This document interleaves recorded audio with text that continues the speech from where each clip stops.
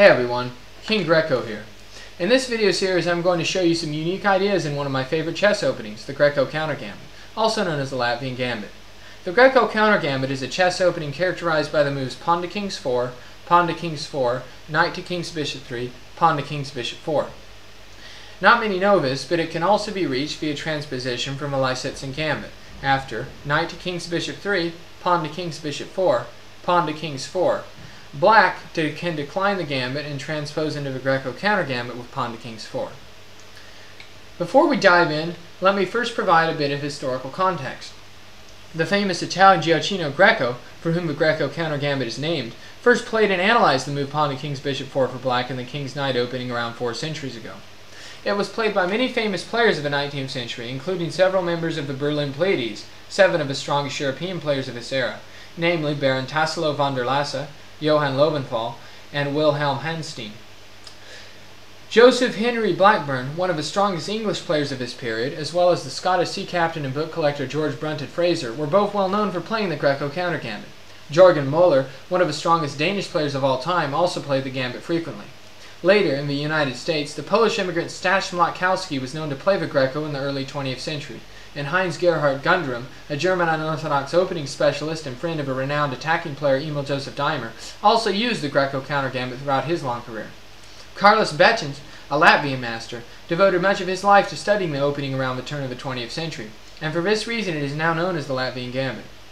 Other Latvians who have played it include Paul Keres, one of the strongest players of all time, Leonidas Dryburgs, a master and Latvian immigrant to the U.S., and Pablo Atars, a Venezuelan correspondence chess specialist of Latvian origin. 2 Latvian players currently living in the United States are Viktor Pupols, who once defeated Bobby Fischer with a Latvian, and Andrew Karklins, whose father, Latvian immigrant Eric Karklins, is himself still a very strong player at the age of 99.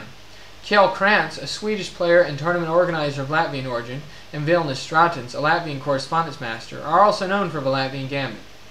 Paul Swedenborg, who as a young man in Norway twice won the national championship, plays the Latvian Gambit, and Juan Sebastian Morgado, an Argentine correspondence master, is known for playing it as well. Today, Giorgio Ruggeri-Laderchi, an Italian, and John Elberg, a Dutchman, are some of the Latvian Gambit's foremost proponents, and Elberg offers to accept all challengers to take him on with the white pieces in the Latvian. Alejandro Melchor, a Spaniard living in Andorra, consistently plays the Latvian, as well as writing about it extensively, and Joachim Hunstock, a young German player, has also been using it recently. Stefan Bucher, a German unorthodox opening specialist, David Zimbeck, a strong U.S. master, and Nagesh Havanera, an Indian professor and chess writer, have all taken extensive interest in the opening. Even Brian Wall, the U.S. life master from Colorado, occasionally plays the Latvian, along with many other uncommon openings. Probably the most inspirational individual to me, and the one who really got me into playing this opening, however, is the Hawaiian unorthodox opening specialist and frequent Chessville contributor, Clyde Nakamura. After reading his articles a few years ago, it didn't take me long to convert to the dark side. Believe it or not, I still think of Clyde when people refer to current U.S. champion Hikaru Nakamura by his last name only. Unfortunately, Chessville is now a thing in the past, but I have archived many of his articles, and I may share these with you at some point. One thing that you'll notice from his historical survey is that many of his individuals, especially the more ancient ones, have had their names enshrined for posterity in the names of variations within the Greco Counter Gambit, beginning with Gioacchino Greco himself. So, if you want to become famous, or at least mention next time someone like me makes a video, I suggest playing the Latvian Gambit. In describing the basic themes of his opening, I would characterize the Latvian Gambit as insane, intricate, bizarre, ill-advised, hair-raising, risky, dangerous, brutal, bloodthirsty, aggressive, tactical, sacrificial, unique, and extremely mysterious. To play this opening, you must be adventurous, resourceful, and tricky. Keeping the initiative is extremely important in many lines. Some common themes include exchange sacrifices, normally an unmoved rook in the corner, sacrificial attacks against a color complex on either side of a board, exchanging pieces early in the game to open lines for development, heavy involvement by the queen in coordination with the knights, disregarding the bishop pair, playing endings down the exchange, often with a pair of bishops against a rook and a knight, being down a rook and an ending but having compensation, sacrificing all your pieces except for the queen, trying to draw pawn down endgames, not being able to castle, drawing white in for an attack and then hitting with a counterattack, sacrificing material, but in return gaining initiative by attacking white's queen, having to defend positions with equal material but worse development in exchange for strong central pawns, cracking open the center with a queen's bishop pawn advance in order to facilitate piece activity, trying to get your opponent to initiate exchanges in order to speed up your development in open lines, sacrificing pieces to open your opponent's king or initiate a tactical sequence, putting your opponent in uncomfortable situations, being susceptible to a sacrificial attack by your opponent, sacrificing the exchange but ending out sacrificing a whole rook, as you later don't have the time to take the trapped knight. Your opponent's annoying knight in the quarter from sacrificing a rook earlier in the game coming back to haunt you. Letting an opponent attack your rook with his knight and counterattacking his bishop to show it was a mistake, as you may gain 2 pieces for the rook. But, to me, the most important theme in the Latvian Gambit has always been having lots of fun. In the future, I'm going to be making an entire video series on the Latvian, but for now, I'm going to just cover a recent game I had in the chess club I attend.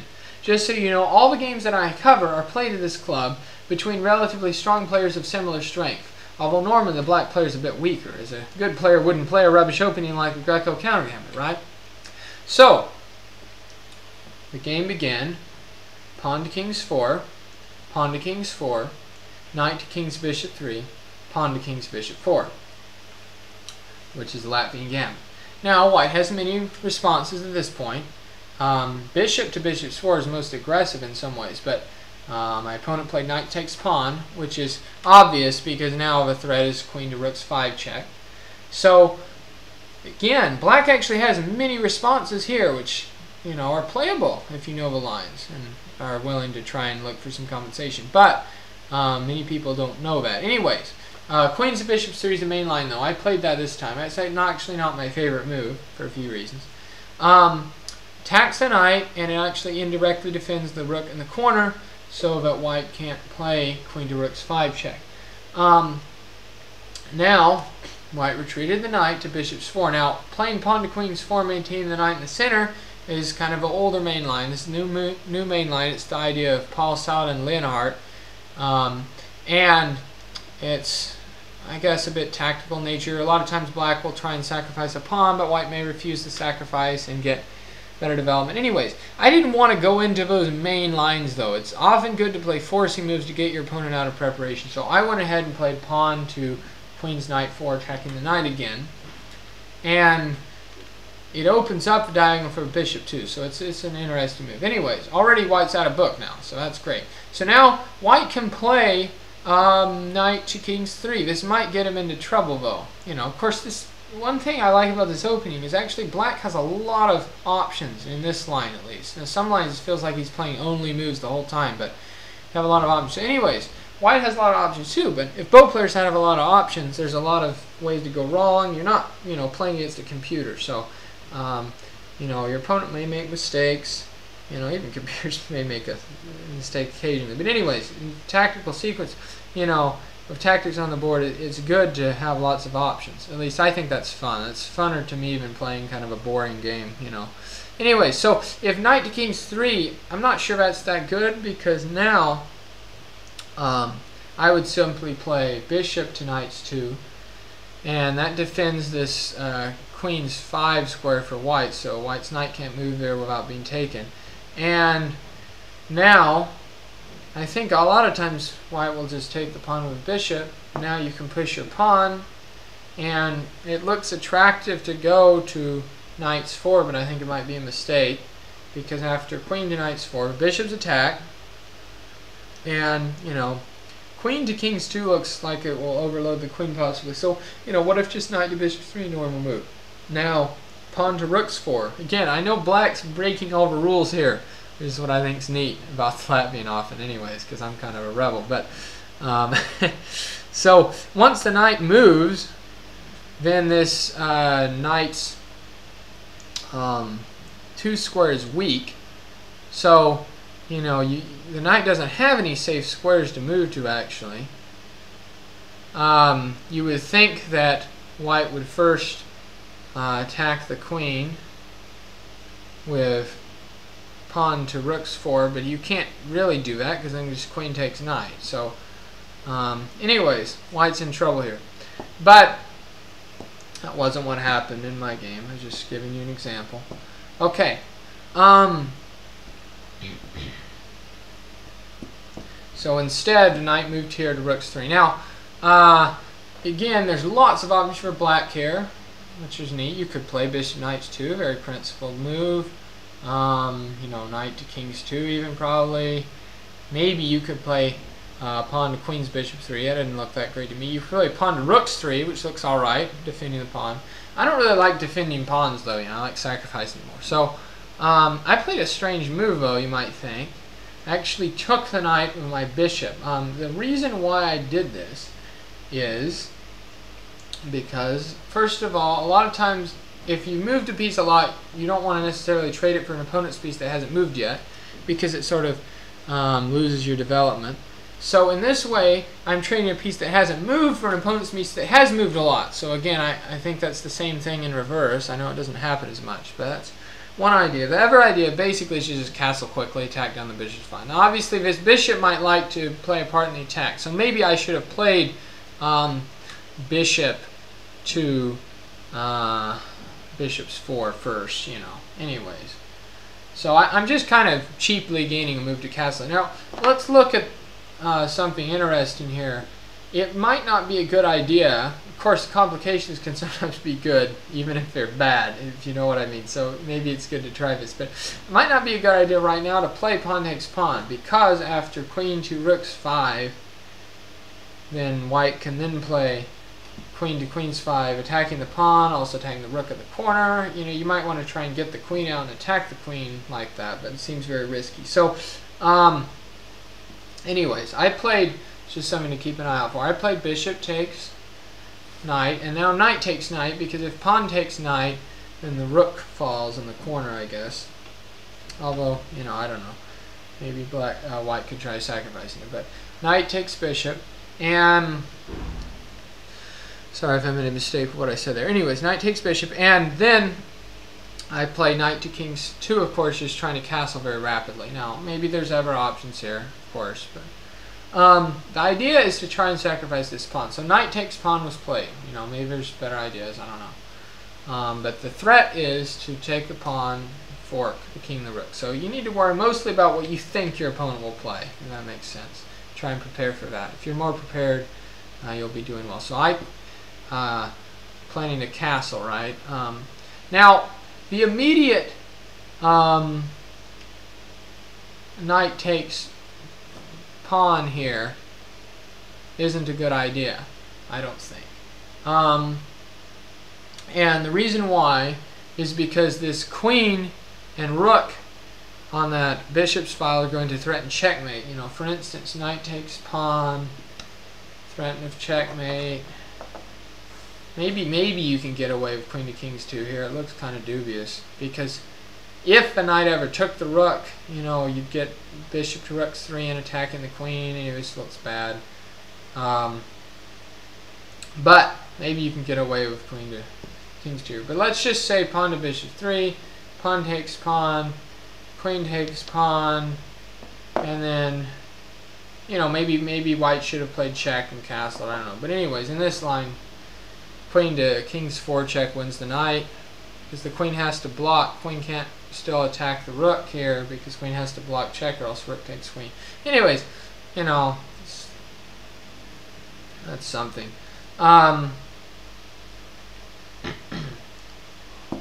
So that didn't happen. Instead of knight takes pawn, my opponent played the bishop check, which I like, and then king to rook's 1 after bishop 4 check, and then my opponent castled, which makes sense. No, he didn't resign. That's a joke. And then I played, it's, you know, still a little risky without inserting this move. So I went ahead and played bishop to knight 2. Maybe I should have played that earlier. Now my opponent played pawn to queen's 3. So again, he's developing naturally. If you play knight takes pawn here, I think you run into the queen forking the knight and bishop, and you know, that's problems, because if you lose the knight, obviously that's bad, but if you lose the bishop, Even if a knight takes the rook, you're probably going to only have 2 pieces for a rook. Sorry, 1 rook for 2 pieces. White will have that. Black will have 2 pieces for a rook. And of course, if bishop goes here, black could just take it. So that didn't happen. So pawn to queens 3 was played here.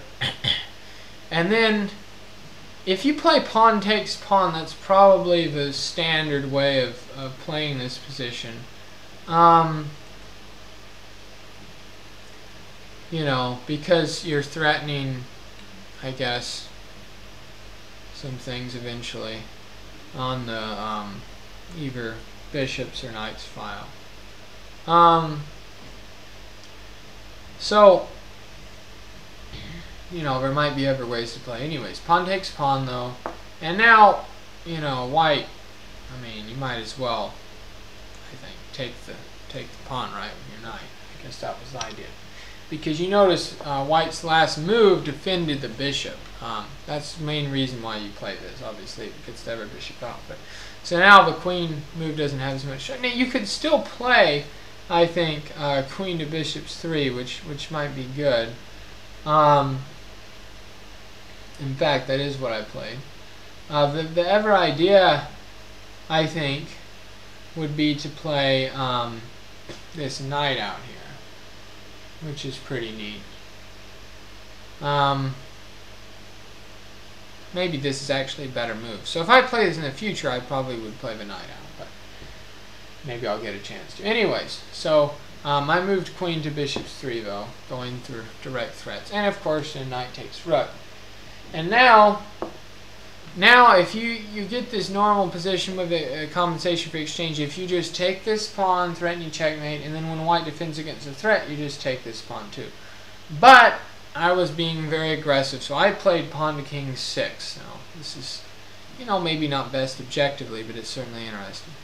Then now queen comes out to knights 4, and then I had to try and keep the initiative. So, you know, there's some options here, of course. Now, if you play pawn to king 7, that doesn't work after. Of course, the queen can't take as its checkmate, but rook to king's 1. What basically is going to happen, the rook will take this pawn, maybe take your knight, and threaten checkmate here if you try and bring your own rook out. It's just too late. So, I didn't do that. But it's still good, you know. I think I need to try really hard and keep the initiative by attacking the queen before white connects his rooks and gets developed and everything. So I played rook to bishops 5. Now this might not be perfect, I don't know, but it's interesting. And so white then, you know, doesn't have that many good options here. White went ahead and counterattacked my queen. Now, looking at it objectively, maybe I should have played. An ant wants to play too. Anyways, I guess he'll just coexist with us. He's on a pawn now. So, the bishop takes knights 5. Bishop knights 5 attacks the queen. So if I just take the queen here, that's possible, and then maybe I take the bishop after bishop captures queen. The problem is that even though white has some weaknesses on this, you know, knight's file, he's still going to be up in exchange and probably pawns as well. So, anyways, instead of taking the queen, I went ahead and I played staying on the same diagonal, queen to queen's 4, and so it still threatens checkmate. Queen still can't take rook. So then he played pawn to bishop's 4, and now this is a bit problematic. So I have to try and find a way to defend the queen somewhere. You know, maybe it's better just to play queen to king's 5. Sorry, king's 4. I played queen to queen's 5, getting on the same line as the queen, because now if pawn takes pawn, attacking the queen and the rook, then just rook takes rook with check, and then queen takes queen afterwards. Bishop takes pawn, so you can see this, right? Rook takes rook, and then you take the queen. Bishop takes pawn also doesn't work for a different reason, because now you just take the queen, and after bishop takes queen, you're going to give checkmate actually in the corner with just the rook and the bishop. So that's very nice. You have to be careful of those counterattacks though. So you have to move the queen. Now maybe, I don't know exactly what was best here, but maybe it was best to put the queen, you know, to anywhere. I don't know, knight's 5, rook's 5, you know, I don't know. Maybe it was best to play, you know, queen to rook's 3. So he played queen to knight's 3. And so I then responded with knight to bishop's 4. So I would have thought he would have been more afraid of that. But then he went ahead and played queen to knight's 5, which I think was his plan, I guess. So I guess his plan was to threaten checkmate on the back rank. So that seems reasonable. Okay. So if there were ever defensive tries for white, there's a whole maze of complications here. Maybe one of the lines black maybe is losing because he just ends up with like knight and bishop against rook or 3 or 4 pawns. But you know, anyways, I think a lot of the lines black does well, and I can provide you some more information in the description. But after queen went to knight's 5, okay, I played pawn takes pawn check, okay, as mate's threat. Now rook takes, you know, it's white who gets mated, so king has to go back in the corner. And then I played pawn to rook's 3, which I think is a really good move. So it does two things. You know, basically forces white's hand again, attacks the queen, and it also gives the king a flight square. So this is the type of I like playing, which kind of, as I said before in the beginning, it draws white in for an attack, but sometimes you can hit him with a counterattack. So, you know, maybe white has some computer move attacking the queen. I don't see it.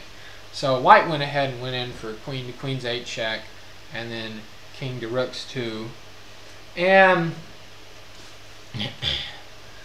so after this, the queen's away from action, and it gets quite dangerous then for white. So at this point, if bishop takes rook, okay, that looks interesting. Instead of queen takes knight, because if bishop takes rook, then you have queen takes bishop, I think. And you have some very complicated variations after this. So, obviously, black has a lot of threats.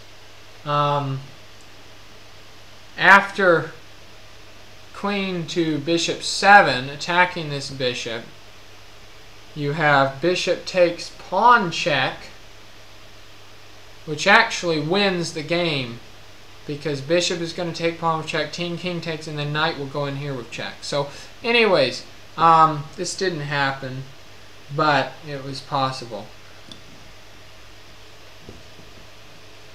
Have to remember where everything was. So, yeah, that's right.